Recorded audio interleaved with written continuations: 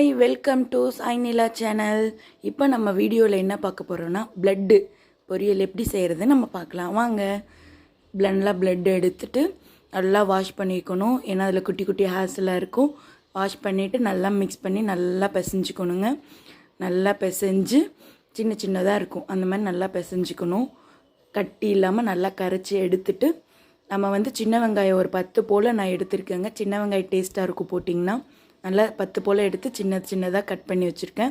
ஒரு பச்சை மிளகாய், கொஞ்சம் கருவேப்பிலை, தேங்காய் கொஞ்சம்.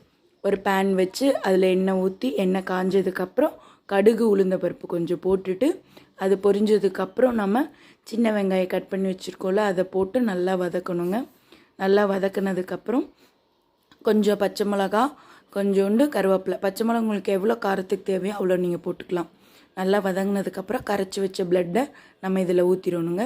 ஊற்றிட்டு நல்லா மிக்ஸ் பண்ணி நல்லா வேக விடணுங்க. தண்ணி ஊற்றக்கூடாது. இதிலே தண்ணி மாதிரி நம்மளுக்கு வரும். அதுவே போதும், நல்லா வேகும். சிம்மில் வச்சு நல்லா வேக விடுங்க. லைட்டாக உப்பு போட்டுக்கோங்க. உப்பு போட்டுட்டு தேங்காய் போட்டு நல்லா மிக்ஸ் பண்ணிக்கோங்க. நல்லா வேகும். ரொம்ப நேரம் வேக விட்டிங்கன்னா ஹார்டாக போயிடும். கொஞ்சம் வெந்ததுக்கப்புறம் நல்லா வெந்ததுக்கப்புறம் பிளேட்டில் போட்டு சர்வ் பண்ணிக்கோங்க. தேங்க்யூ.